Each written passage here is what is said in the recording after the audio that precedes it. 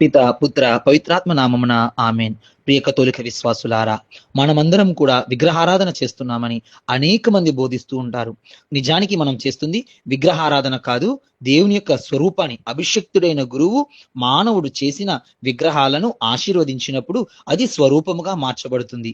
స్వరూపాన్ని ఆరాధించట్లేదు, మనం గౌరవిస్తున్నాం. పూర్వ నిబంధనలో చూసుకుంటే ఇజ్రాయేలీలు ఒక చెక్క పెట్టెను ఆరాధించేవారు.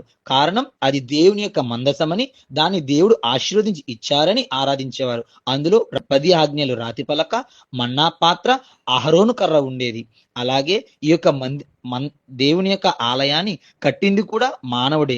దాని అభిషిక్తుడైన గురువు ఆశీర్వదించినప్పుడు అది దేవుని యొక్క దేవాలయం కింద మార్చబడుతుంది. దివ్య బలి పూజలో అప్ప ద్రాక్ష రసాలు అభిషిక్తుడైన గురువు ఆశీర్వదించినప్పుడు సాక్షాత్తు దేవుని యొక్క శరీర రక్తాలుగా మార్చబడుతున్నాయి. నీటిని ఆశీర్వదించినప్పుడు పవిత్రమైన జలముగా మార్చబడుతుంది. నూనెను ఆశీర్వదించినప్పుడు తైలముగా మార్చబడుతుంది. బూడిదను ఆశీర్వదించినప్పుడు విభూదిగా మార్చబడుతుంది.